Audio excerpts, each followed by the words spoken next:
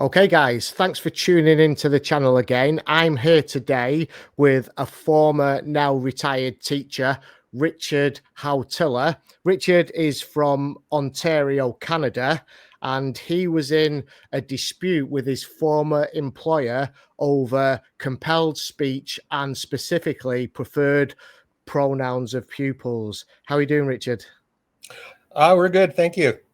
Thanks for joining me today, and thanks for reaching out via email and telling me your story. Now, I knew that my viewers on this channel would be really interesting because the UK is in a slight different position than Canada. We think it's bad over here in the UK, but in Canada, things are a little bit worse. Would that be right in saying? Yeah, I would say so, and it's certainly gotten worse over the last, I would say 10 years, probably 5 years, especially. Yeah. Okay. So, do you want to start with telling us a little bit about your background, please? Yeah, sure. So, my parents both they're both gone now, but they came originally from Finland, so I have Finnish background. I grew up in northern Ontario, which is a nice scenic area, large Finnish population at the time. And I guess as I was growing up, I always wanted to, I found that I really liked working with young people. I guess probably my first quote unquote teaching job would have been working with Sunday school kids. And then I did a little bit of summer counseling with kids. And so, because as you grow up, you don't always know what you want to do with your life. But I eventually figured out that that's what I wanted to do. I went to Teachers College in Northern Ontario. There's this university there called Lakehead University.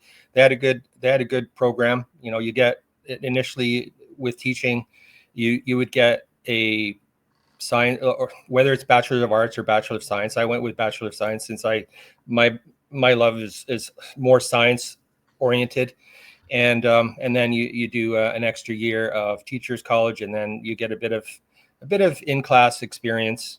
And then once you get your teaching degree, you're awarded a certificate from, we have what's called the Ontario College of Teachers. In Canada, I don't know if it's similar in the UK, but each province has its own board of education. It's not managed by the federal government. So we don't have like a board of ed like the United States does.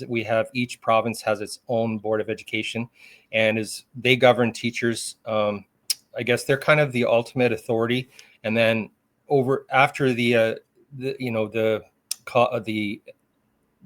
education Ministry of Education in Ontario, then you have the College of Teachers. They put out the professional standards for all teachers, and they manage each school board. Ontario is divided into school boards, and each board is responsible for a certain number of schools. So depending on which school board you work with, they would put out a policy, and their policy had to abide by the Education Act, especially. But then they can add a few more of their own if their specific board has certain things. So anyways, so I became a teacher, but I couldn't find a job teaching at the time. What age was this, Richard? What age was you? Did you become a teacher? I graduated in 85, so I was like 20. Okay. When I got my teaching degree. And again, as I said, hard to find work. Supply teaching was the typical path. You'd go in, you'd work as you come in a day, cover for a teacher, and eventually hope that they would hire you full time. But it goes in cycles in Canada with the teaching. So sometimes there's too many teachers, sometimes there's not enough. And so I couldn't find any full-time teaching work.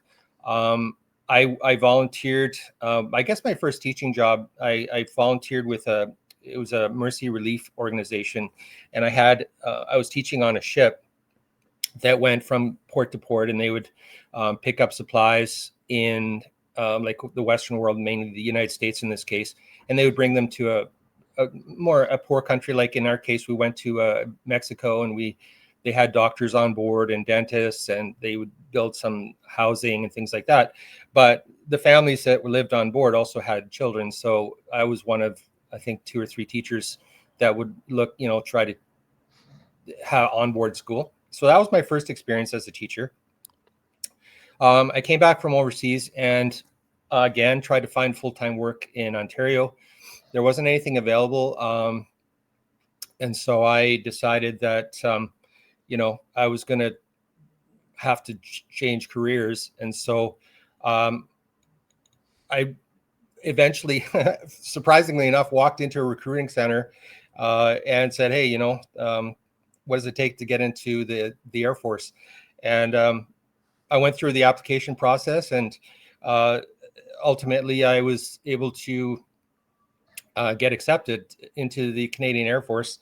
I'm wearing an RCAF hat. We don't have the Royal Canadian anymore, unfortunately. Now it's just the Canadian. But so I spent some time in the Air Force training.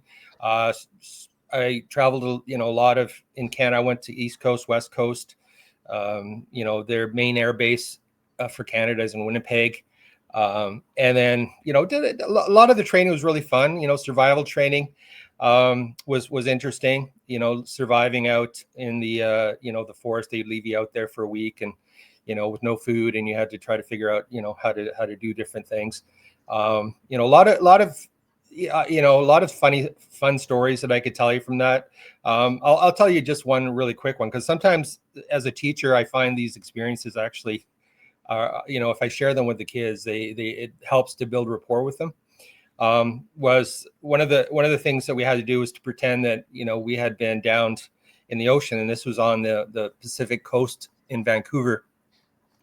And so all of us, we were still in basic training, so we were all told to jump into the water, which was pretty well close to zero. Hypothermia was about 5 minutes away. And but I was secretly told that I had to pretend that I couldn't swim because I broke my leg or something, and I wasn't allowed to call for help. And so the test was to see if the other recruits would notice that I wasn't joining them in the raft, because we had a large raft. And I guess I'm too good of an actor, because nobody noticed me until finally someone said, "Oh, where is he?" And by the time they had pulled me into the raft, I was shivering so bad from hypothermia that I couldn't stop. So that experience was fun, but eventually it was always about teaching. And while I was in the military, while I was in the Air Force, I never did end up finishing. I was training to be a navigator, but I ended up actually becoming a trainer. They, at the time, computers were becoming a big thing. A lot of officers, generals, and so on didn't really know how to use word processing programs. So I ended up on the base. They asked me, do you know how to teach, and do you know anything about computers? And I said, yeah, I can help with that. So I ended up training a lot of generals and administrators how to use things like WordPerfect and so on. So again, teaching, I loved it. During this time, I ended up getting married and left the military because there's certain things about moving around a lot. It makes it a little difficult for a family. Again, tried to apply to teaching, had a hard time finding anything full time. So I decided that I'm going to do some training, and I ended up working in IT for about 5 years, just as a job, something to bring in an income. While I have 3 kids now, but having no job and having your first child is kind of challenging. But went through that again, still wanted to teach. And basically, long story short, I finally left IT and I finally got a job. And it was because while I was in the military, I had officers have to go through French proficiency training, because in Canada, as you may know, it's a bilingual country. And so we're supposed to be able to give orders in both languages. Now, as it happens, I've always been really good with languages. I spoke Finnish before I spoke English, and I also did really well in high school in French. And so during that course, I was able to really improve my French to the point where, I was pretty close to being bilingual. And so when I applied for teaching, I put on my resume that I could speak French, and that's what opened the door for me, because the Ontario, even though we're a bilingual country, there are very few teachers that have the qualifications to teach French, and every student is mandated to take French in elementary school, and I think the first year in high school. I'm not sure how the system is broken up, but in Canada, the elementary system is kindergarten, which is and junior kindergarten, which starts up to age 4 and goes to grade 8. And then from there, the students transfer to high school, which is what we call grade 9 to grade 12. And then after grade 12, they graduate and they go to college or to university. So, but every school board had to have at least one teacher that could teach French. And what ended up happening is that teacher basically was put on rotation, and they would go to classroom and just teach French because the other teachers couldn't do it. I didn't mind doing that, but it was very stressful because just as an anecdote, French teaching is one thing, but unfortunately it's not. Most parents and most kids, it's not high on their priority list of things to learn. And so you end up with a lot of classroom management issues because, students, they don't want to be there. And, if you go to the parents and say, so-and-so is not really paying attention or behaving in class, and they go, well, who cares about French anyways? So I ran into a lot of that trouble. Right. Can I just interject? So that was your first full-time job then? That was my first full-time teaching job, was when I became a French teacher in the Ontario school. Yeah.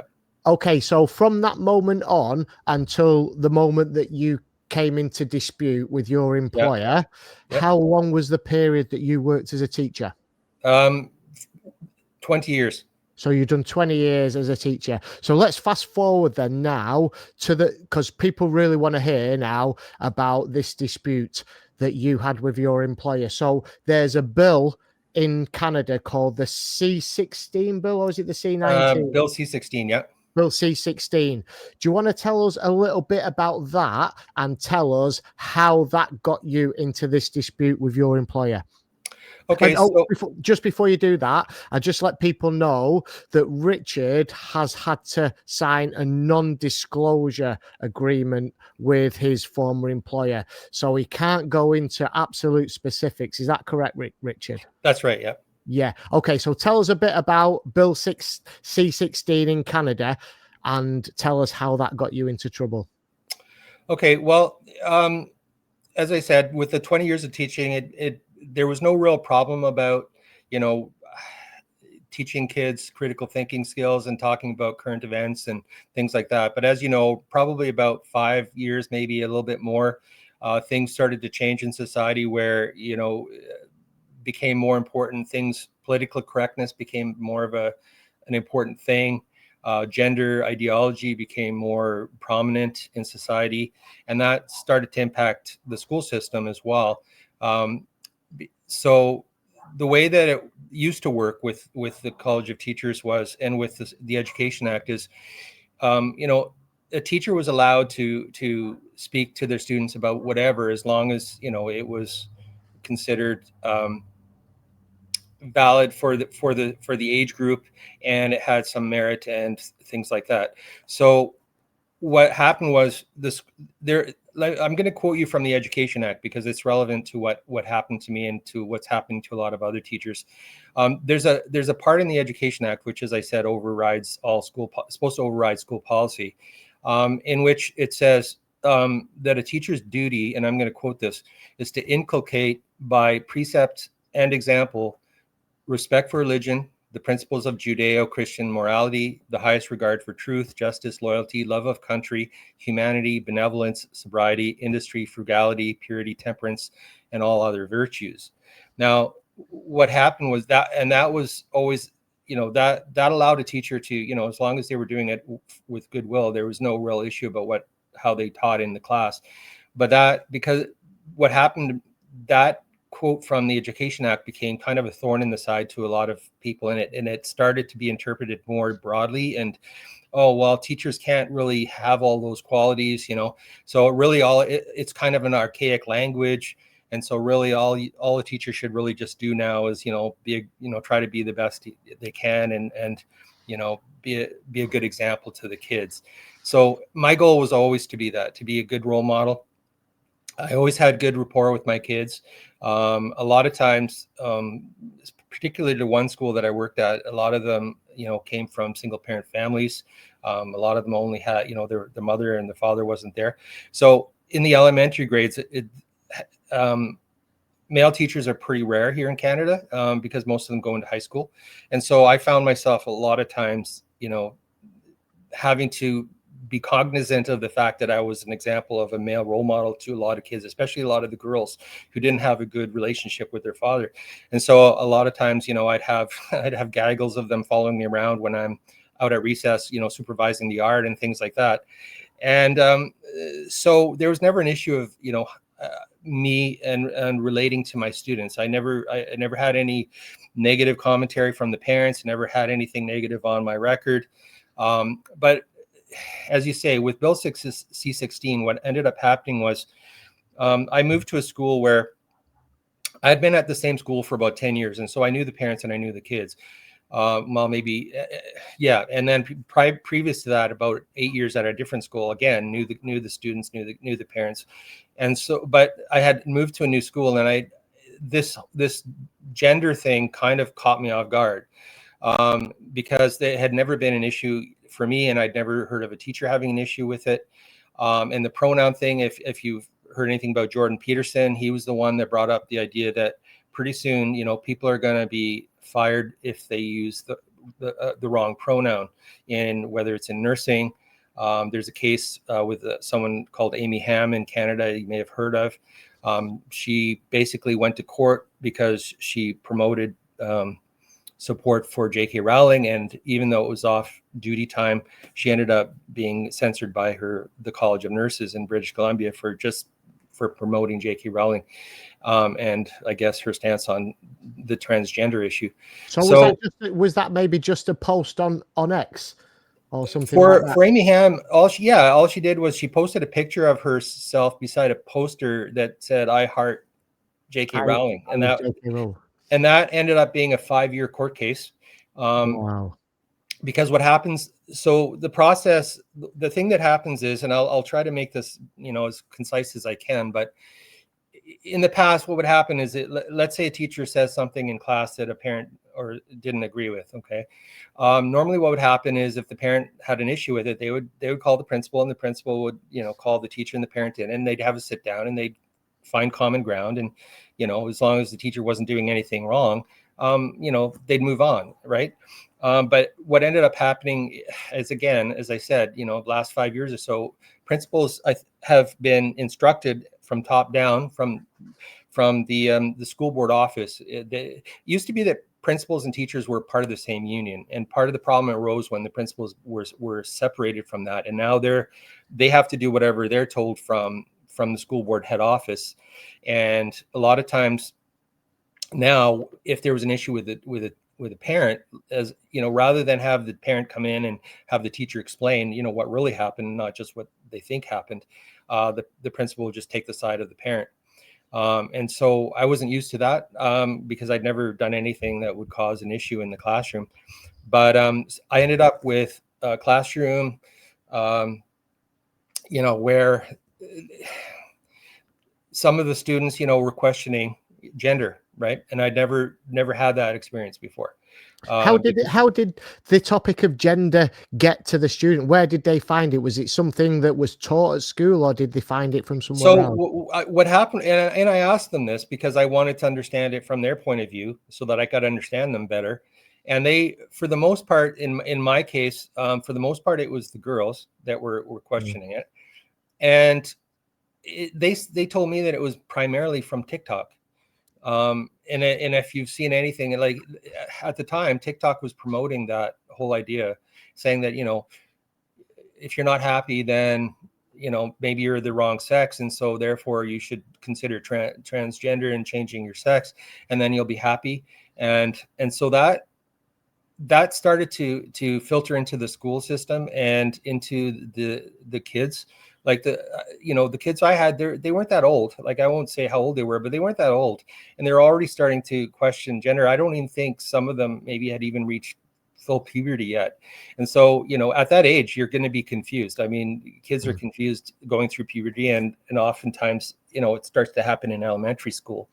But my general experience with students that were questioning, and it was typically girls that came from difficult family backgrounds. So they had emotional issues, they had social relationship issues, and because the school system in general seemed to be, this is when a lot of schools were starting to put up pride flags and promoting, gender, like the genderbread man appeared for the first time. I'd never heard of that before.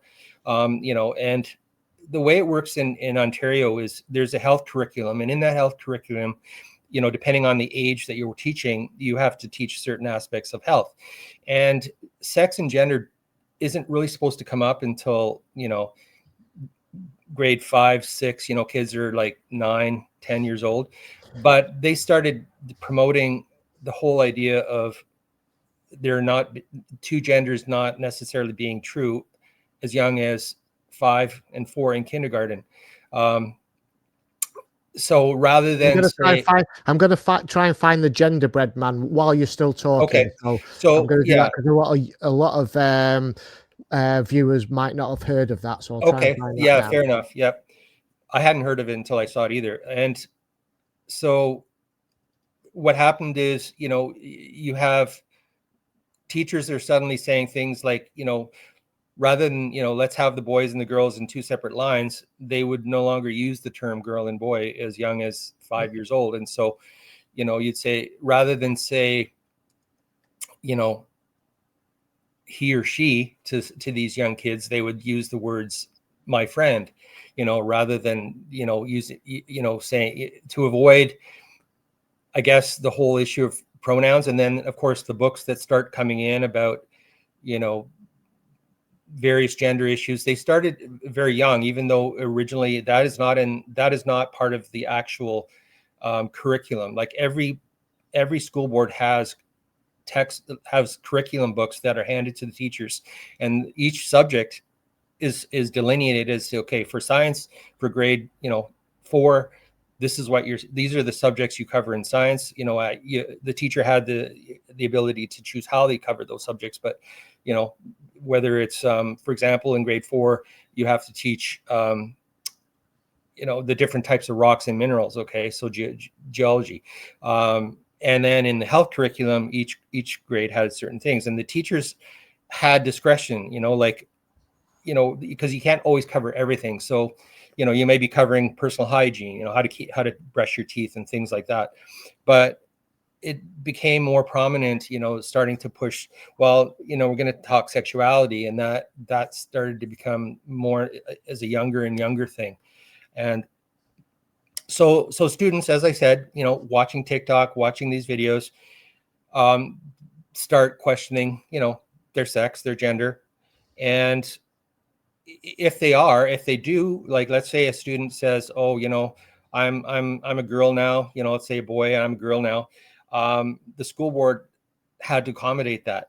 They had changed their policies to accommodate that. So, okay, well, that means, I guess, you're allowed to go in the girls' bathroom now because you're a boy. And a lot of what you'd see is a lot of these students who, again, come from broken families or poor families are starting, now they get extra attention, right? They start getting special privileges, like if they act out, well, they're struggling with their gender. So they get special attention. And that's what a lot of kids want. They want special attention, right? Yeah. So before we just go on, let me bring this up because I've found it. This is a genderbread person. Okay. Did you actually have to teach this in school? I never got around. I didn't have to, or I didn't use it, let's say, but I know a lot of teachers did start using that. And because I was teaching younger kids, I never went that. I wouldn't have gone there anyways, because I don't think that's a valid, concept, but I didn't have to, based on, my own particular age group, but a lot of teachers do use that now. And I don't know, since I've been out of teaching now for a few years, I don't know what age they're teaching that. I know it was getting younger and younger. But that's a new concept. Like that really only started, like, I'm going to say maybe 5 years ago, where that came in. That was never it was never a thing in school. Okay. It's like society suddenly decided that it's time, now gender and sex are now interchangeable, and you can be a boy if you want to be, or you can be a girl if you want to be. And so they started teaching kids this. And I never ran into, I would never do that in my own classroom, because I don't agree with that. But you run into a conflict of interest if you're told that you must. Now, I was never told I must, because most of the kids I had and the health curriculum I taught, it didn't require me to get into sexuality. But I know teachers have a lot of freedom in classrooms. So if a specific teacher really likes or identifies or agrees with this ideology, they could promote that in the classroom, and they would get no pushback. Yeah, of course. So, Administration. I mean, I've heard a lot about activist teachers. They turn up with the tattoos and the piercings and the blue hair. Did you ever come across any teachers like that? No, in Canada, see, this is what's really disappointing to me. Like, the Canadian, especially the Ontario education system, for most of the time that I was there, was really good. Like, the teachers I met were really professional, very, very, knowledgeable, and there was never any issues with, like, we didn't have, like you said, the blue hair and so on teachers, but slowly, teachers started to appear. I remember the first time I met a teacher, and she was put in charge of social justice, and I didn't know what that was, because I'd never heard of that before. And so, then social justice leads into, diversity and inclusion and equity and all that. Eventually, teachers were not forced, but really encouraged to, you need to talk to kids about gender and things like that. So what happened with our school, with many school boards, is they introduced a policy. Like, they just added it to their own particular, this is what we want teachers to promote. And so the school board I was with, and I'm sure most others, all they did was put a line into their, so there's the Education Act, there's the curriculum, and then there's the school board policy, which is supposed to abide by the Education Act, but they can throw in their own policies. And what I didn't know, and because this caught me off guard, because I'd never dealt with this before, they had put in a line in their policy saying that teachers must use the students' preferred pronouns. And that was all during the time when, Jordan Peterson was saying that that's compelled speech. You shouldn't be able to force a person to use speech that they don't necessarily believe in or agree with. And again, and then more recently, that's when Bill C-16 came in. And if you read the part in Bill C-16, there's where they're discussing, well, will someone ever actually lose their job if they don't use someone's preferred pronouns? Well, they say probably not. But the thing is, if you're in a profession and you have a professional body, you have to, you're kind of, it's like a fine line where, okay, how far do I have to go? Like, do I have to use a person's pronoun? Well, that's compelled speech. And according to, again, I'm going to quote from the Ontario Human Rights Code. It says, if you don't know which pronoun is preferred, or, if you don't, the option is simply referring to the person by their chosen name is always a respectful approach. And so what I saw happening was that you had a small minority of children who, whether they wanted to be called by a different pronoun to what they were, their biology was. A lot of the majority, so the minority, let's say there's a few students, okay, I want you to call me a he now. A lot of students would go, well, you're not a he, you're a she. And so they were confused. Okay, why do I call you a he when you're a she? And so then what happened is it became compelled speech for the students as well. Mm-hmm. How did they deal with that? Well, see, that was the problem I was faced with. So now, if I have some students, whether it's one or two or whatever, that say, okay, well, I want you to refer to me by this pronoun, and when the majority of students, they're constantly making mistakes because you look at a person and they present as a certain gender, or they're born as a boy, say, and they present as a boy, but they tell you they're a girl, you're going to call them he. It's just natural. Yeah. And so a lot of kids were getting in trouble, and then they'd be yelled at by the person that the transgender identifying person. They'd be yelled at, oh, you're disrespecting me, you're not using my pronouns, and so on and so forth. And you also have case like in Canada, in my case, some of the students, some of them are either say they're Christian background, or they're even Muslim background, or let's say a Catholic, and they come and they their parents say, well, we don't believe that, we don't want our child to be doing that. Well, then you run into the whole, well, who has more rights? Is it the student that wants you to use their pronoun, or is it the student that is troubled by having to use their pronoun? There should be a balance to that. If and there shouldn't be compelled speech for anyone, whether it's the teacher or the other students. So having faced this, I thought, because I've always told students that you don't have to believe what everyone else believes, or you don't have to be told what to believe. What you need to do is you need to respect everyone else's beliefs, but you don't have to agree with them. And there's for critical thinking, and for growing up as a mature adult, you need to be able to question things.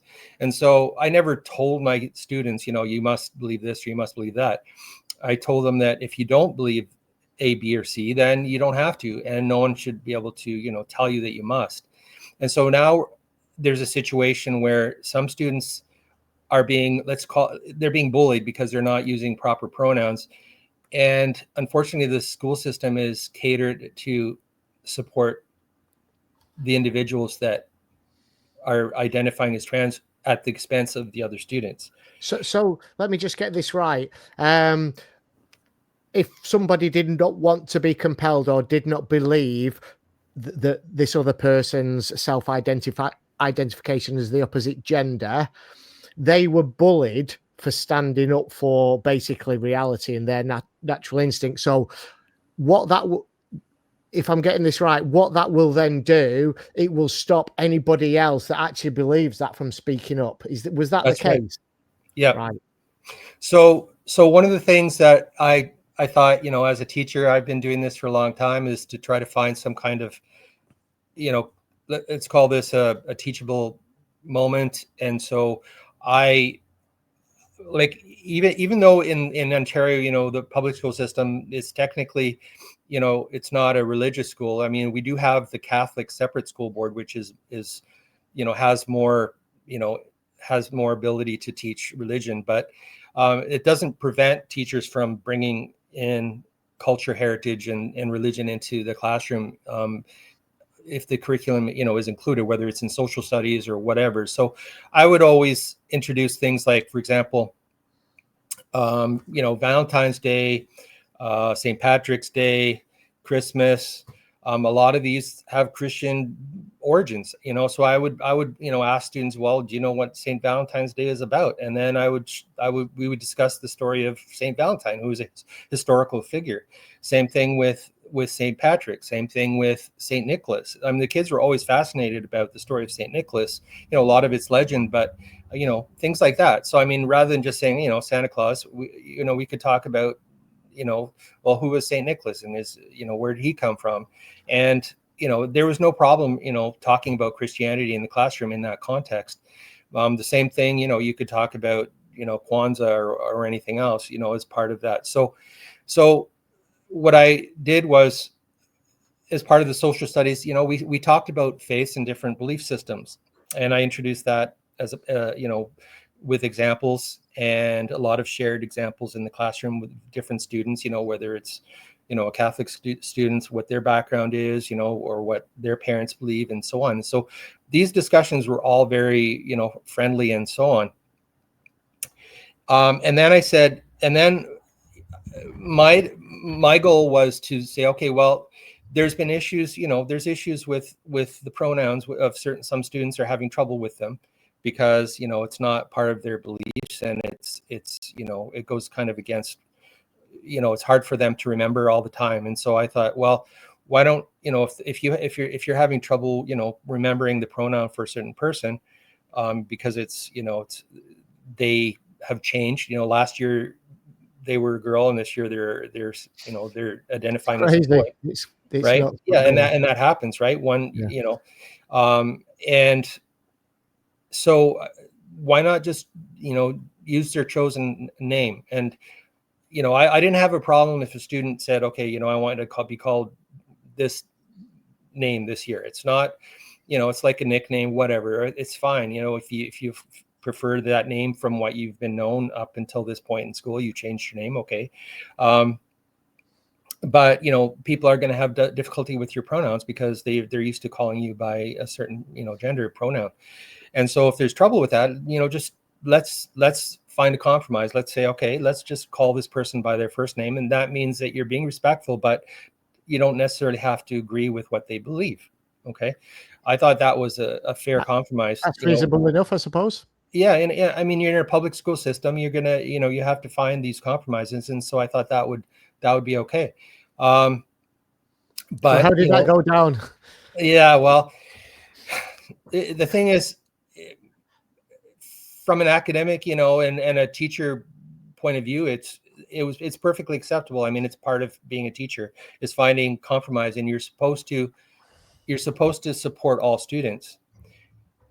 But that's the problem that we have in the education system now, and you've probably seen that in the UK, is we no longer are allowed to support all students if they don't agree to the ideology, the gender program, the ideology. So students are told you must agree to this because it's inclusive, even if your background and your faith prevents you from believing that. You must do so, because if you don't, you're going to hurt somebody's feelings. You're going to hurt that student's feelings. And so I've seen students in tears because they try to say, well, why can't we just believe what we want to believe? And they're in tears. And these are young kids, right? Others are saying, well, because, you're being mean or whatever. And so the problem ran into is all it takes is one or two people to complain and say, so-and-so teacher isn't using,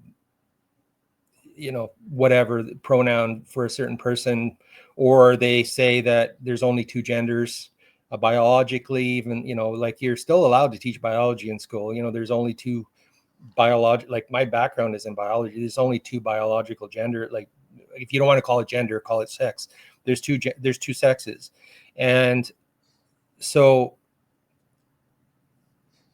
there was a lot of confusion. Like, if you read that article about, the school board policy was very vague at the time. It hadn't really been brought down to the teacher level. Teachers weren't really sure how to deal with these kinds of situations. I was doing the best I can to try to find compromise so that no students felt left out or bullied or whatever. And that doesn't fly anymore in the school system. If you have that, unless you agree to, teach kids that pronouns and gender are fluid, you can't teach in the public school system in Canada. And so in my case, without going into details, the school board decided that they didn't want me teaching anymore. However, how did that actually explain to it? Was you just like invited to the principal's office one day? No, it doesn't even work that way. You just get a phone call, and some parent said that you said this or you said that, whether it's true or not. They typically take the parent's side, and then they just say, well, you're under investigation. And so a lot of times what'll happen with the teachers, they'll ask you to stay home while they investigate, and then they'll ask, students' questions, and they'll do whatever kind of investigation they have, and then human resources, which has authority over teachers, each school board will decide, whether they're going to penalize you, whether they're going to give you, a warning, or whether they're going to terminate you. And with teachers, we have a union, and the union's job is to make sure teachers are treated fairly, are not, falsely accused or terminated unjustly. And so, however, the teachers union in Ontario they have a head office, which is kind of like their overseer, and they're very woke. They're kind of in their own bubble. But then you have individual unions. Each school board, each school board has a separate union. And it so happens that the union that was overseeing my school board are very more common sense. They haven't been captured completely by the ideology, even though they have to abide by, the rules and so on. And so when I had a, dispute about my employment, they supported me. I was actually quite surprised. I thought they'd say, well, you can't do this anymore. And, but they said, well, what happened to you was not, shouldn't have happened. Okay. The school board went too far.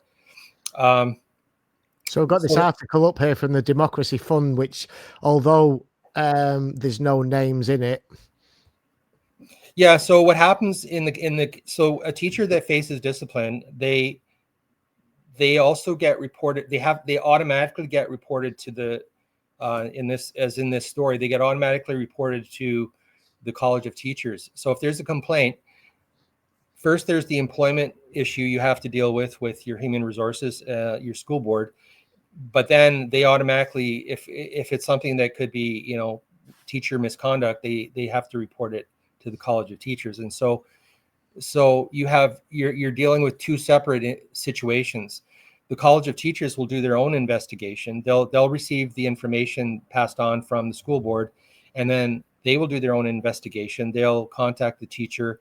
They'll ask them, we've had this complaint. You've been accused of doing A, B, and C. We're going to investigate that, see if it amounts to, professional misconduct. And there are levels to professional misconduct. You could get a verbal warning. You could get suspended for, let's say, X number of months. You may be asked to take a course, or you might have your teacher certificate revoked, in which case you're not allowed to teach in Ontario, or you're not allowed to teach anymore if you get your certificate revoked. And typically those are things where you have sexual allegations against the teachers when they're teaching certificates revoked. So in a case where this was the first time that a teacher got in trouble due to the pronoun issue. And it goes back to Bill C-16. Can you be compelled to use pronouns? It's like I said, it's a compelled speech thing. A teacher's job is to look after the welfare of their students. And I could never, it's one thing to use a student's pronoun, which, I could try to do that, but I would run into the same problem as making mistakes all the time. And so it's better to make clear that, I'm doing this even though I don't necessarily believe it's true. And so as a teacher, my job is to support all students. And so I'm happy to say, look, my personal beliefs, they don't allow me to agree with the fact that a boy can become a girl, because I believe there's only two genders. And, like you've said, God doesn't make mistakes. You're a boy or you're a girl. Now, that doesn't mean I can't, try to use, the name that you choose. But yeah, well, it shouldn't be forced. It shouldn't be forced, because if a teacher, okay, it's like a red line for me, especially if you're promoting an idea that you know is untrue, what you're ultimately doing is you're harming that child. You're bringing potential harm to them, because now, oh, my teacher thinks this is okay, and so, you know, the next step is, well, I'm going to think about, you know, losing body parts or whatever, you know, depending on the student. Yeah, So we all know where this agenda leads. So we got to the stage where you got the telephone call and a complaint had yeah, been made against you. So yeah, you were suspended while they yeah, did this internal investigation. How yeah. did it all pan out? So in my case, as I said, surprisingly, the unions supported the fact that I shouldn't have been, because I, you know, the seeking compromise or whatever and so on and so forth is not justify the action, especially since, you know, the school board it has to accommodate, is supposed to accommodate everyone, include, you know, different beliefs in the students and so on, and teachers, you know, shouldn't be, the compelled speech issue was never settled. So yeah, so there's an investigation, and then the school board makes a decision, you know, whether to, you know, let you go or whatever, and then the union will fight that decision if it goes in a way that they believe it shouldn't. And so that's what happened in my case, is the union said, no, this shouldn't have happened. We want to have a meeting, and one step in that is, it's called arbitration. And so the school board and the union will seek out an arbitrator on behalf of both parties, so someone that's neutral. And that's what happened in my case. So on the one hand, you know, TDF was very good about, you know, and there's other organizations that fight for, you know, constitutional rights. They basically were my liaison with the Teachers College, and the Teachers College ultimately dropped their case against me. They didn't find any wrongdoing. They did give, you know, verbal warning, just be careful, you know, what you say in the classroom, and that's typical. You know, that can happen. You know, a teacher might say something that maybe someone disagreed with, but there was no finding of fault or serious wrongdoing. So in the case of the arbitrator, so it takes a while. It took months. And when the date finally came, the union also hired a very good labor lawyer. She was excellent, very knowledgeable about these types of labor issues. And so my case was very, I would say, I was surprised at the support I got. I think if something similar happened today, that I don't think it would turn out the same way. But anyway, the arbitrator came in, and we had, you know, they discussed options with the union, options with the employer. How are, you know, what's a fair resolution to my situation based on all the circumstances and everything else. And because of the support of the union and you know, a very good lawyer that had the facts at hand, I was able to make a settlement with my employer. And, you know, as I said, the NDA, you know, I can't discuss the details of the settlement, but basically, in my case, we made an agreement that we were both happy with. Unfortunately, that doesn't change. I'm not teaching anymore. That's part of it, but I couldn't anyways, because the way the system is now, I think compelled speech is now mandatory.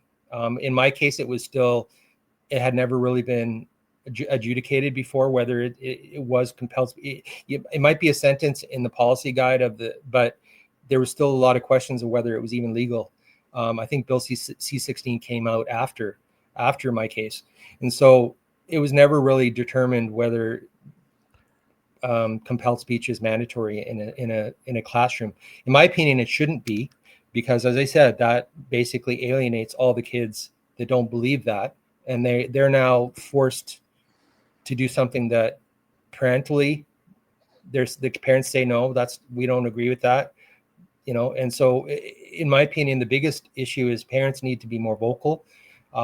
There can be, you know, parents have a say in the public school system, and if they have students, you know, if their child is being told they must use, you know, a pronoun that for someone that, you know, is is not the gender that they were born as, and they have trouble with it, the parents should have a say in how that's dealt with, rather than just telling the students from very young age that you must now do this. It's mandatory. And it creates a lot of confusion, especially in young children. Yeah. And Do you know if there's any parents actually coming out and saying anything about this and what the outcome of that is? My experience is that the parents are too afraid. I had one student that, she was being bullied a lot, was going home crying pretty well every day. Mother contacted me about it, and I said, well, I understand the situation, and I'm going to try to do something about it. She was actually surprised that I was supportive of her point of view, and that was part of the impetus to my trying to find a compromise where everyone was accepted, everyone's belief systems were acceptable but not mandatory to everyone.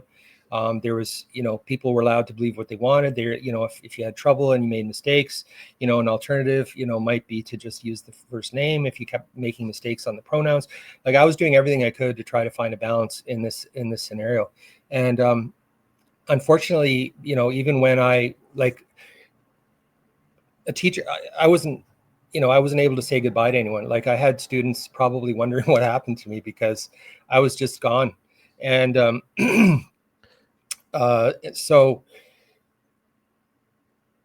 the students that, there was only one parent that really contacted me about it. And then when, I told her kind of like I was having this dispute, I don't think she was willing to go the next step and actually talk to the principal or the school or anything like that. And that's the problem. Like, I ran into that problem with others. There's been a couple parents that have written letters on my behalf at when I've had, there's been a couple other, minor issues, but my experience is that either they don't know, or they don't care, they agree with it, or they're too afraid to say anything. That was my experience. I mean, when I go out on the streets with my boards, there's a few things that I say. And when I say this is a war on reality, and a war on freedom of speech, a war, and this is just a perfect example of a war on freedom of speech. And if you try and speak up against it, okay, you are like you go through a battle where you end up having to lose your employment, or it just puts people in fear of speaking out. Yeah, and it happens, unfortunately, a lot more now than it used to. Like, I based on what I know of the public school system as it runs now, I would never send my kids, if they were younger, I would never send them to the public school. Yeah. Because they start to indoctrinate them very, very young now. It's no longer a matter of teach kids critical thinking skills. It's now a matter of teach kids what to think, and if they don't agree with it, you got to force them to. Yeah, and that's not education. That's the opposite of education. Teaching you to shut up and don't open your mouth. Don't act on your own volition. Just, we're going to tell you how things are, and this is it, and you can't question that. And so now you have students that are afraid to speak up, just like their parents. You have kids. I think that's part of the aim. Yeah, and that's why I like, really what encouraged me to kind of comment on their videos when you were talking to those young girls, and the one that was thinking about maybe transitioning, and there are kids that push back on it, but it's like an adult that pushes back on it, you get pounced on. And imagine how much harder it is for an 8-year-old or a 10-year-old, of course, come to school and say, well, I don't agree with that, and then have the teachers and the principal and the counselor and the education assistant and the other students say, well, you're thinking wrong, you need to think this way. So let me just ask you a question. Because the kids were hearing these pronoun things and this transgender identity through TikTok, but there's obviously it's coming in from above, into the education system, and also with Bill C-16. So where do you think this is coming from? Well, I think it's part of society as a whole. I think there's there's a greater agenda. I think you have, when the school system kind of follows society, in the sense that, when when you started hearing more about, gender identity in society, okay, it comes down to who you hire. Okay, let's put it this way: teachers, colleges, you cannot become a teacher now unless you agree to this ideology. Okay, you have to. Typically, they'll have certain courses and questions that force you to acknowledge that yes, this is, teaching this ideology is going to be part of my teaching career. If a teacher is applying to work at a school board, the human resources department, which is where a lot of this stems from, will look at their social media. They will look at, have they ever said anything too conservative or too, that goes against the ideology. They won't get hired. And so now what you have is in the system, and again, top down comes from the education system. Human resources departments typically are full of people that agree with this ideology. That's how they got into their positions. It's like you're being promoted if there's an incentive somehow. And I'll try to figure out, I'll try to explain where I think it's coming from, but you can't get hired unless you agree with it. The teachers that were already in the system, like myself, you had three choices. Either you agreed with it and you were willing to go along with it.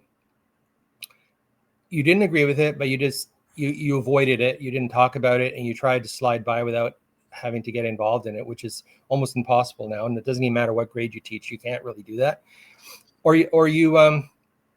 you agree with it. You try to get by with it, or you speak out and you lose your job. You don't teach anymore because you can't teach if you agree with that. That leads me on no longer acceptable. That leads me on to one of the questions I had. While you were going through this, did you get any support at all from your colleagues, or where were they at with all this? Well, because whenever a teacher is, under, let's say, under investigation or whatever, you're not allowed to share. Like, I wasn't allowed to share any information with any of my colleagues. I had some, over the years, my experience was, a lot of times it can be the principal that is, driving the school. I've had experiences where, since I've always been I've always been conservative Christian. I've always, been, not afraid to speak from that perspective. And it was never really an issue unless you had a principal that didn't agree with it or something like that. And I've had teacher friends that have been penalized because either they agreed with me or they said something that the principal didn't like. And so then they're given an assignment that is, they'll give it, like, every year the principal can ultimately decide what classroom you're in, what students you get. And so they're given bad assignments as punishment for not towing the line, I guess you could say. And that happened more than once to some of my colleagues, simply for expressing opinions that weren't popular. Not even in the classroom necessarily, just in the staff room, or, if a principal comes in and wants to be a micromanager, and they push back and say, well, I don't think that's the right way to approach that problem, or that, that, let's say it's a discipline problem, I think that's a better way to deal with that, and the principal doesn't agree with you, then if they can't force you to agree with them, then they can punish you. And then, so teachers are, a lot of times, the ones that speak out, they end up with consequences. And unfortunately, like you said, my peers and colleagues, either they didn't know what was happening, or if they did, they didn't want to get involved. And that's typically was the problem.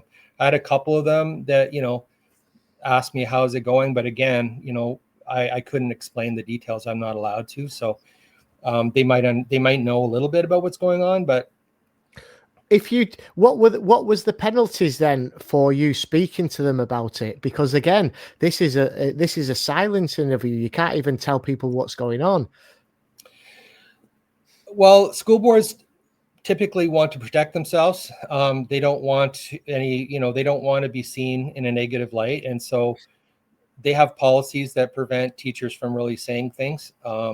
Especially teachers, if they're being investigated, you're basically told, and the union tells you this, you want to you don't want to say anything to anyone because it can be used against you. And so it's really, you can't, like, even in trustees, like a trustee, every school board has a group of trustees that are supposed to help guide, teachers development and the school board in general, because they call it the school board, it includes trustees, but there's been trustees that have been silenced and basically kicked off of a school board because they present arguments or an opinion that isn't acceptable, and that includes opinions on transgender ideology. There's cases where a trustee was basically was saying that she disagreed with a certain position, and she was silenced, was accused of doing things wrong, was, even though she was elected, she wasn't allowed to come to school board meetings, and that went through its own trial phase. So in a case like where a teacher has, let's say, is discriminated against because of their belief system, okay, in Ontario, whatever it is, you have the right to go to the Ontario Human Rights Board, and you can say, I was penalized because my faith, they penalized me because I because of my faith for whatever reason. And if all things being equal, the Human Rights Council is supposed to look at the Canadian Charter of Rights and Freedoms, which gives religious freedom and freedom of speech and everything else supposed to, for Canadians, and say, okay, yeah, they should have, you shouldn't have been discriminated against because of your faith. So they can award a penalty to the employer and say, you have to pay this person X amount of dollars because you discriminated against them. But unfortunately, the Human Rights Council has become, it's not equal.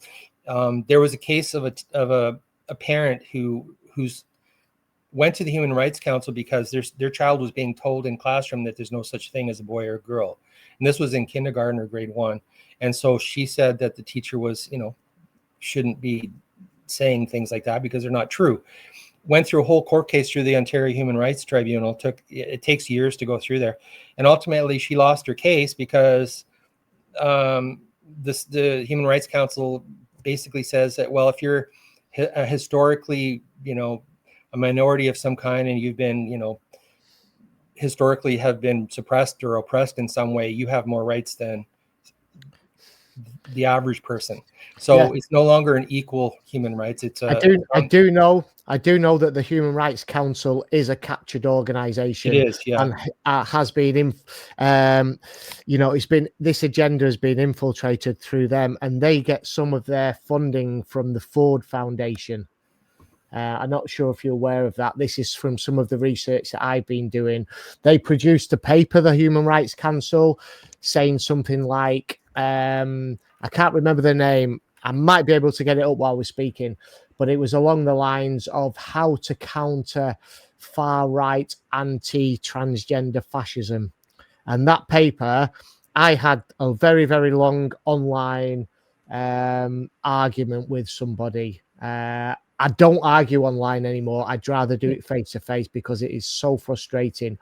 But this person was quoting verbatim from the Human Rights Council paper, far right, how to counter far right fascist extremism. And this is kind of like where I was leading a little bit when I was asking you, where is it coming from?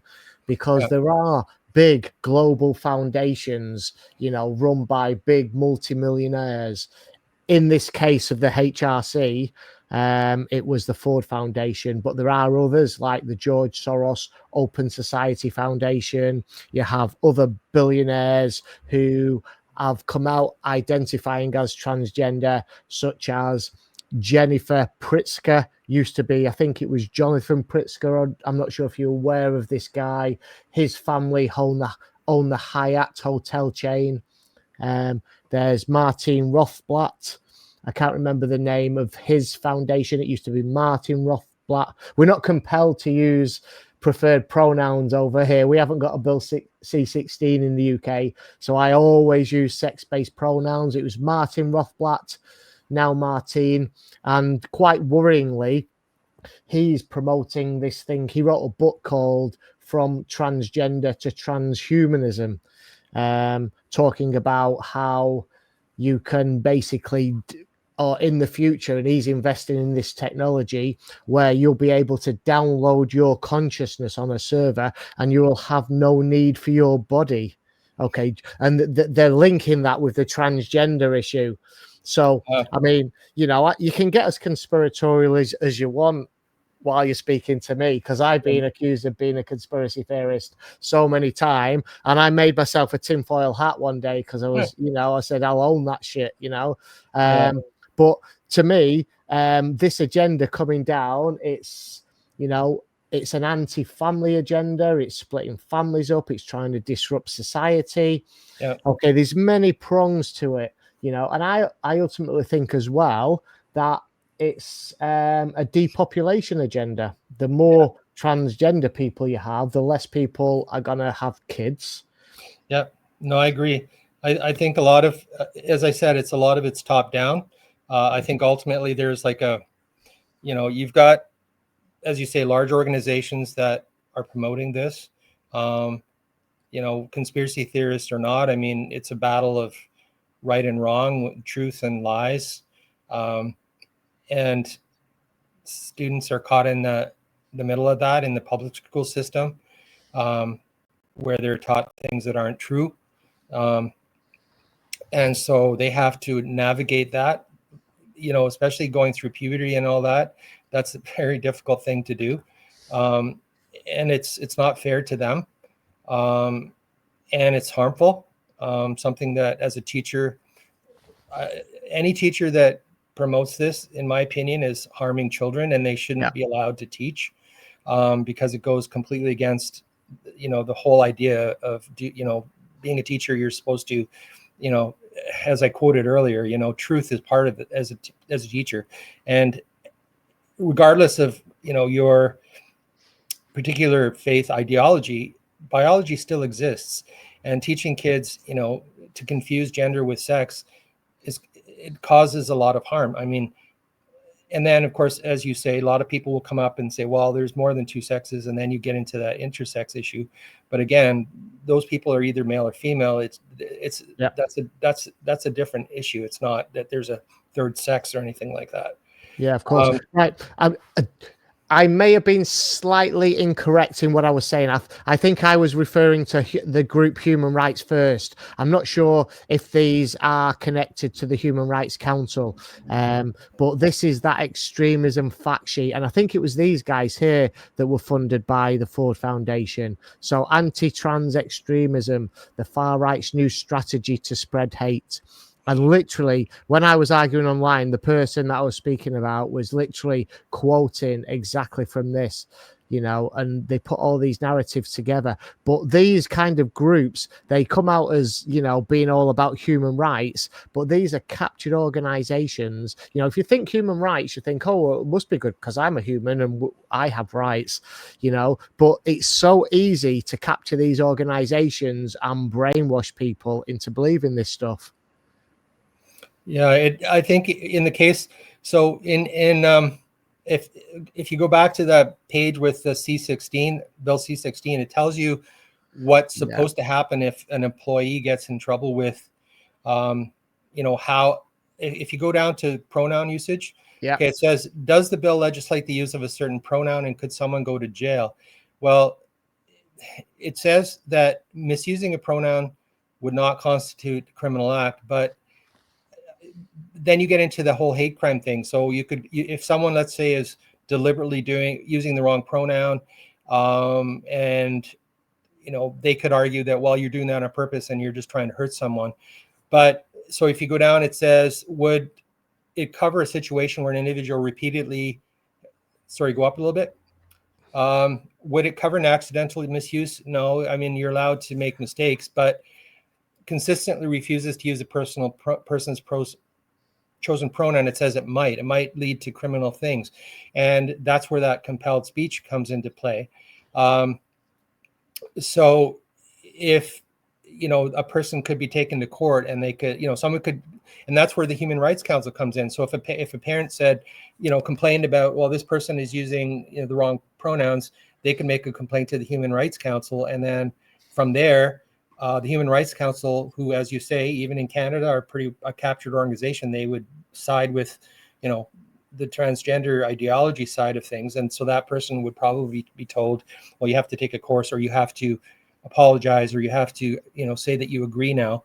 And if that person doesn't, then that could be seen as contempt, and then that can lead into criminal charges, and then that person could ultimately go to jail. So it can happen. And the Human Rights Council, if it was fair, it wouldn't and it shouldn't happen, because we have a Charter of Rights and Freedoms in Canada where you are allowed to have free speech. You are allowed to have freedom of religion and faith and belief. But the Human Rights Council doesn't seem to follow that anymore.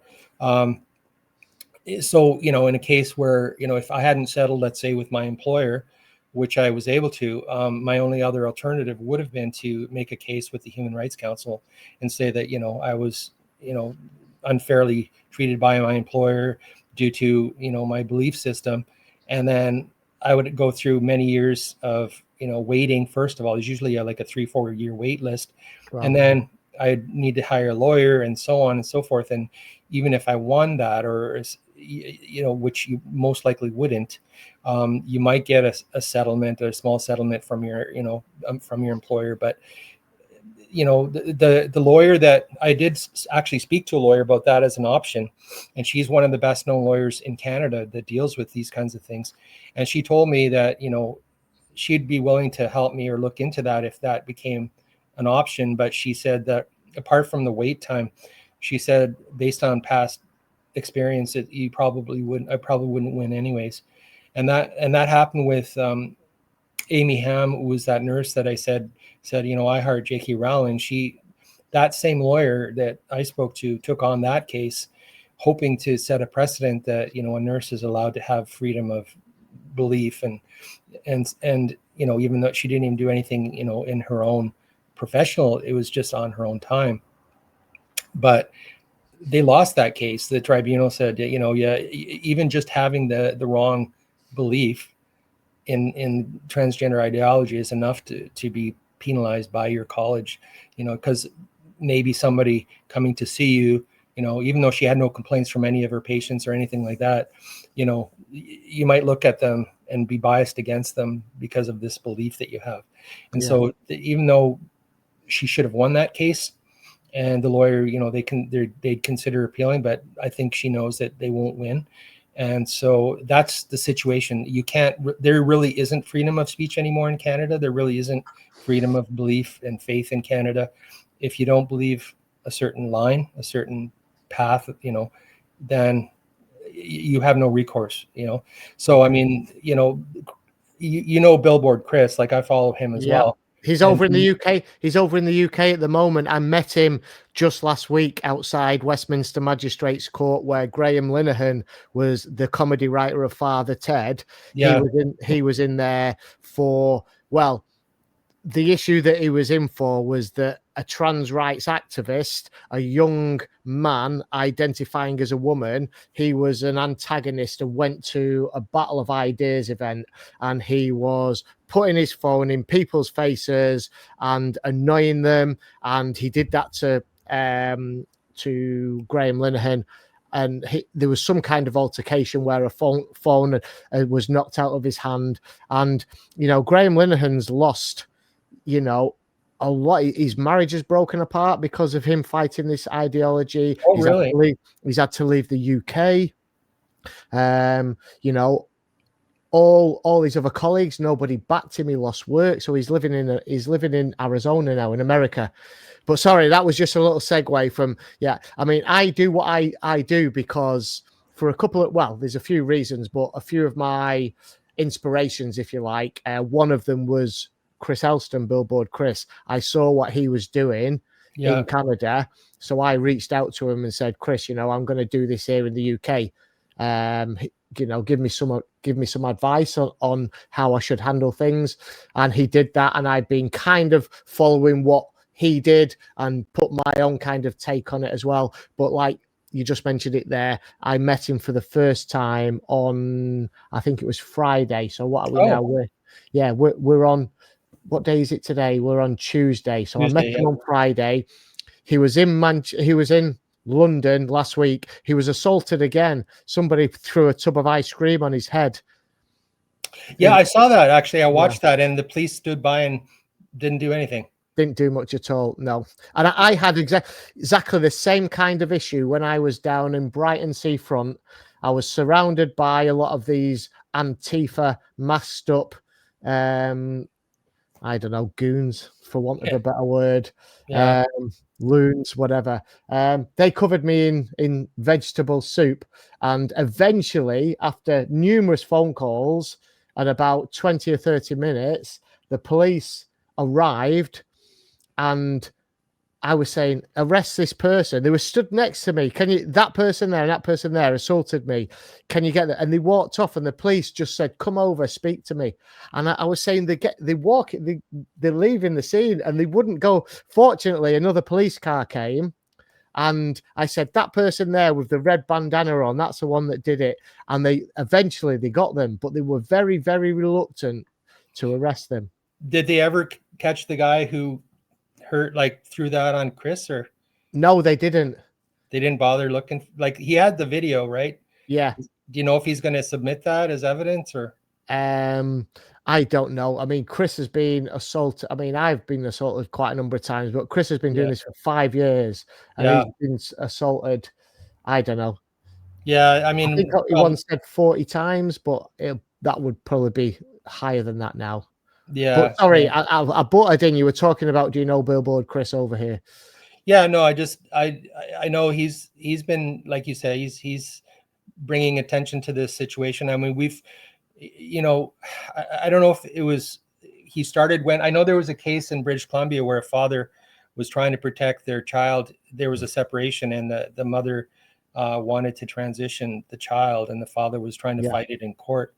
And he was basically given a gag order and said he can't talk about it. And, he, wasn't allowed to.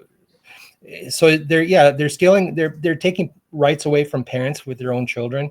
They are, the judicial system is, as you say, is almost as bad. I mean, as far as being captured, I mean, you might get a good judge that, still has common sense, but a lot of it is, you can have a mother that says, oh, I want my child, my child is transgender, and she, takes the child and against the father's wishes, and, and children are impressionable. I mean, that, if a mother, like, I think there's a case in the US too, where, the father brought up evidence saying the mother, the child said, yeah, my mom told me that I'm transgender, but the judge just discounts that, it's just, well, so, and they bring up the whole thing about, well, you might save their life if you let them become who they are, but that's a lie too. I mean, if they're already, up, sad or depressed or confused, moving them on into the actual maybe surgery, as far as surgery goes, let alone the hormone blockers and everything else, you're causing more harm. Absolutely. And yeah, the suicide myth, as it's been talked about, children with mental health comorbidities, regardless of what the causes that are at a higher increased risk than the normal population. But when somebody is affirmed and goes down the route of transitioning, the studies show that they're 19% more likely to commit suicide after the transition. Yeah, I mean, we seem to have lost common sense in society, because gender dysphoria was always considered a mental illness until recently, where now it's. Yeah, it used to be called disorder, gender identity disorder. That's right, yeah. Yeah, and I don't know if you're aware of this, but the activists from WPATH, the World Professional Association of Transgender Health, they lobbied the American Psychiatric Society, the one who do the DSM, the Diagnostic and Statistical Manual of Mental Disorders. That's like the psychiatric Bible. Mm-hmm. They lobbied them so that they changed the name from disorder to dysphoria. However, they kept it in the manual because they needed to be able to diagnose it so that then they could medicate it, and they could also get a code that they could pass on to the what do you call them, to the insurance companies, so Yeah. that they would pay out for the surgery and the medication. Well, I think, yeah, I think that's part of it too, is the money, right? I mean, Yeah. you look at, I mean, thankfully they're like, I think in the UK, you said that, I think I watched some of your videos where they shut down the one gender clinic, but they're doing that in the United States. I don't know how prevalent it is here in Canada, but yeah, there's a lot of money to be made. It boggles my mind, I'll be honest, Yeah. how a doctor can go forward with something like that to a child, like thinking that they're helping them, and yet they're going against their own oath not to harm.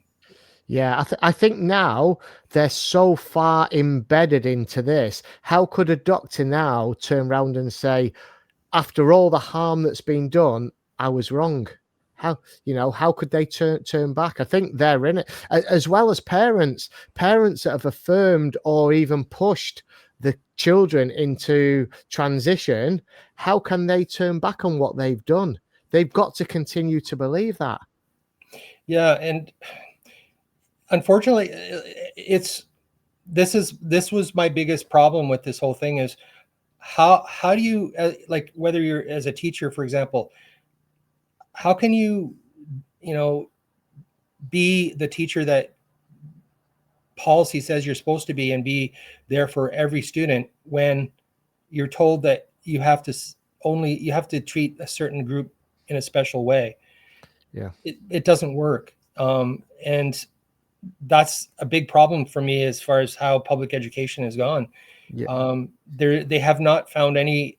The students, the majority, are now, as we've discussed, are now being indoctrinated, and that's not teaching. Parents are too silent. People like you and Chris and others that are standing up, you face a lot of headwinds. I mean, as you say, often the majority agree with you, but they don't say anything, or they're not willing to go into the school and say, I don't agree with this. If the majority let's say a public school area, the majority of the parents don't agree with this ideology, why aren't they going into the school and saying so? Why are they just being silent? And again, fear of being called Yeah. racist, fear of Yeah. being called Labels. something phobe, right? And that, unfortunately, that's part of our societal issue, is there are not that many people anymore willing to speak the truth about things like simple Because, biology. yeah, they've made such huge consequences for speaking up and telling the truth. So we'll start to sum up a little bit now. We've been going an hour 22 minutes. Okay. Yep. And unless there's anything else you want to say on this topic, if there is, go ahead and say that. But I'd like to know what life is like for you after school. Now you're out of the employment. How long's it been? And how's life panning out? Well, I miss teaching a lot. I would have kept going, I think, for as long as I was healthy enough to teach. I mean, for me, teaching wasn't just a job; it was a passion. It was helping kids. My whole philosophy was always, teach kids to be, the best version of themselves that they can be. Very similar to, your or Chris. I think Chris often says, they're a wonderful girl or a wonderful boy, whether they like to play with dolls or whatever. Yeah. It was always, my goal was to, every child has a unique, gift and spirit and skills. And as a teacher, my job was to try to, strengthen, the areas where they're weak, and encourage them in areas where they're strong, and teach them to, respect others around them. And so it's been difficult. I don't know, like you said, you're retired too. You found a new a new outlet. Yeah. I Of haven't course. really found that. In my particular case, I do have 3 adult children, and so a lot of my energy has gone to helping them. they I don't know if you know much about the economy in Canada, but it's really bad. Our new prime minister is not good. You can't. Most young people can't afford a house. Same here in the UK. Yeah, I've got my youngest son. He's in his 20s. He lives with me. My daughter and her common law boyfriend. They've been together 10 years. They live with me. I set up a basement apartment. They're both working. My daughter has her own business. My son-in-law, he has a good job. My youngest son has been out of work for a while. That's the other problem in Canada is you can't find work because we have far too many temporary foreign workers here. That's become a big political issue here. Same here, yeah. Yeah. So for myself, I guess, since I have more time, I've been trying to do what I can to help, support my daughter in her business and my son and maybe finding work or finding what his passion is and what he wants to do with his life. I have an older son that he did work for a while in politics and he's out of work right now as well. So yeah, that's kind of been my life, I guess. Thankfully, I have a pension. It's not a full pension because that was part of the issue for me was, in teaching, if you reach a certain milestone based on age and seniority, you get they call it a full pension. Well, I was short by 2 years, and so I'm only able to receive a partial pension at this point. So it's enough to live on, but it's certainly not going to get me going on trips or whatever. I got to use my money wisely. So I do have time to do things. I guess I did apply to a private school to see if maybe I could help. There's a local private school here, but there's not a lot of openings, so I wasn't hired. I can't really apply to any other teaching. Even though I still have my teaching license, and I don't have any negative marks on my teaching certificate. Applying for a different school board would require them to ask me, well, why aren't you working at the other place? And then, it makes it difficult. So, yeah. So I try to follow, people like you and Chris, and I try to keep up on what's going on in the world. I do try to comment here and there. I've made some friends online. Obviously I still meet, and this is kind of the nice thing for me, I think, is, where I live, it's not a big town. It's about 35,000 people. And, I still see the effects of my teaching career, because I'll go to a, grocery store or something, and a former student will come up to me and say, oh, you were my teacher in this grade or whatever. And do you remember me? And usually I will. And so I still get positive, I can see that I had a positive impact on these kids. They'll say, oh, I remember you and you did this for me and everything like that. So as a teacher, that's a former teacher, it makes it all worthwhile, even if you go through some, the rough patch with the school board and things like that. In the end, for me, it was, I know that I did the best I can. And I know that, I've always had positive relationships with all my students, regardless of, any circumstances,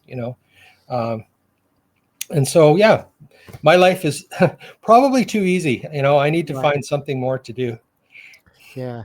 It depends. If you want soup throwing over your head or ice cream, get yourself a set of billboards and stand outside one of the schools. Yeah.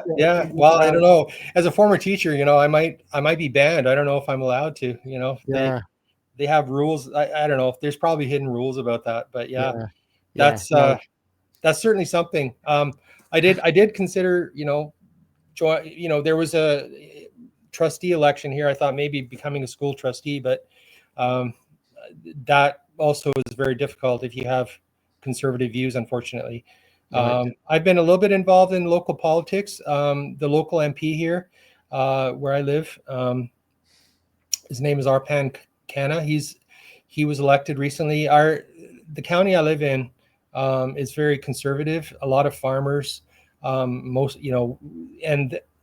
so I've done some work with the local MP.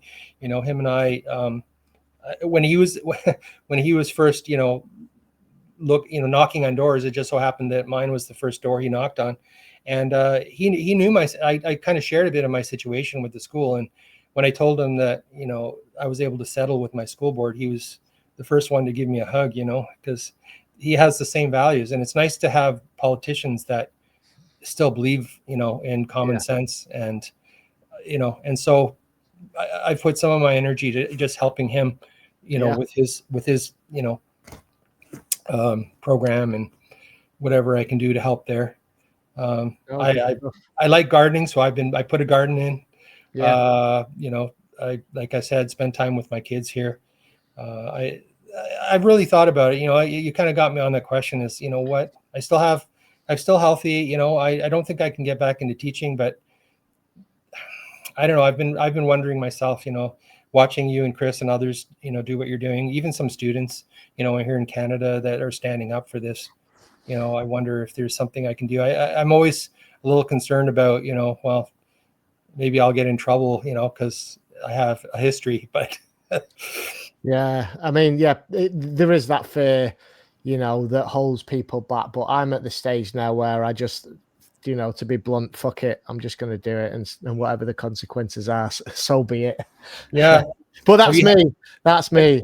Have you had any issues like I know in the UK there, a lot of people getting in trouble with social media and whatnot? Have you had any issues legally or?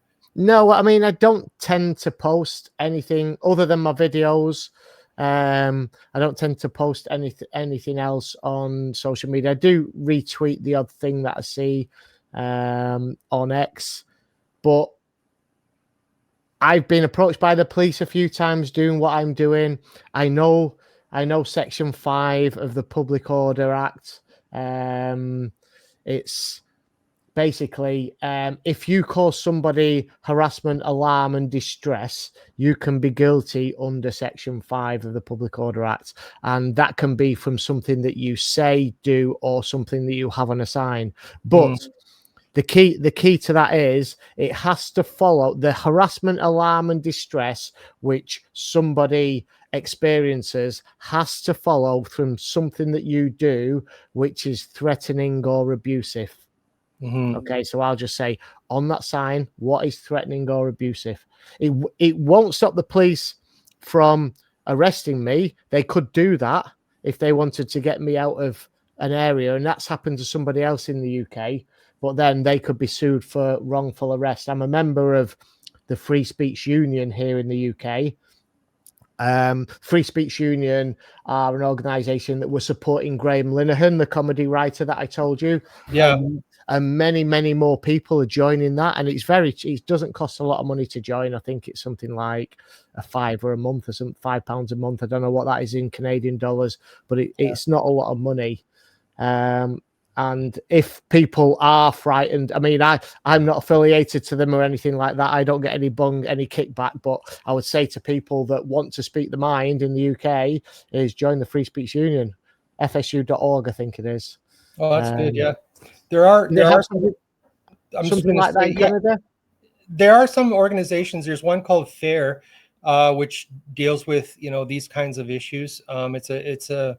Recently they've organized different branches and they try to help in situations where there's freedom of speech issues or things like that. So we do have some. There are some free, or like the Democracy Fund. They're funded by donations and they support people that have been wrongfully dealt with because of laws that are wrong or free charter rights violations. Justice Center for Constitutional Freedoms is another one. John Carpe, who was the head of that, he was just recently disbarred because of his advocacy for constitutional rights. But so the Democracy Fund there, they're really good. They take donations. One thing that I like, the thing that they wrote here is in that sort of the main paragraph, it says the introduction of, if you go back to the top, the introduction of convoluted, just right where underneath where it says Toronto. It says decades of classroom experience and so on, but it says there was an introduction of convoluted guidance and rules. And that was the case. I don't know if since I've left, if they've clarified what those rules are. I'm pretty sure they have. I think pretty well now the general rule is, one of the first things, is maybe for teachers, everyone tell me what their preferred pronouns are. It's almost like it's become a mandatory thing. Um, one of the reasons I kind of wanted to talk to you is I really just want to encourage parents to stand up for their kids. I mean, it's not going to happen unless it happens from the grassroots for, for yourself, talking to students, but students need to know that they have advocates, because a lot of times they don't. Their teachers don't advocate for them. Their principals, their admin don't advocate for them. So it has to come from the parents. Any brave teachers, that are willing to stand up. I know there was, I think he was an Irish teacher. I think Burke was his last name, that Yes. refused to use pronouns, and he went through it because of that. But we need teachers to either decide if they're going to speak the truth or they're going to follow a certain ideology. We need parents to stand up for their kids and to get involved in their school. And, if you can't homeschool or you can't send your kids to a private school, you have to get involved, because kids are being harmed regularly in what they're being taught in class. So that really is my biggest encouragement. We need more people to speak out. These kids need help. They need support. And, the more people that can get involved, like you said, so what if there's consequences? These are our, the next generation we're talking about. If we don't stand up for them, who will? So what you're doing is great. I wish there was, 100 more people that are out there talking. I mean, I know you talk to, adults and that too, but you see in your interactions the indoctrination. I mean, it's you see how they're not able to talk about real issues. As soon as you present a fact to them, it's like, no, I don't want that fact, and so I'm going to walk away. And then they have a run away and swear at me, or just put a slur, a character attack you, right wing, far right, fascist, Nazi bigot. Yeah, and it's because a person, and a lot of this, as I said, top down, it comes from what they've been taught. But there's a battle for what's right and wrong in our society, and as you say, families under attack. Traditional conservative values are under attack, and a lot of them, they've been told to the point where they believe something that's not true, and so in order to break them out of that, you present them with some facts, but because of the position that they place themselves in, they can't accept those facts, and so their only option is to walk away, or as you say, often to swear and say they can't logically argue. You see that in a lot of streamers and YouTubers that go around talking to people, is if they're conservative and they ask you questions and present facts, they'll just, as you say, you're labeled, you're far right, you're extremist, you're this, you're that. They don't listen to conversations, and so I try to be hopeful. Every person is unique, but I feel bad for the kids, because it was hard enough when we went to school when we were young, dealing with all the stuff. Imagine what they have to deal with on top of that, So I wouldn't like to grow up in this generation. Richard, we've been going like an hour, nearly an hour 40. So we've covered quite a lot of ground there. It's a story that needs highlighting. It's a shame that we couldn't go into more specific details, but of course, that's how they get you. It is a war on freedom of speech. This, we've given many examples of that. Is there anything a final message you'd like to say before we round it up?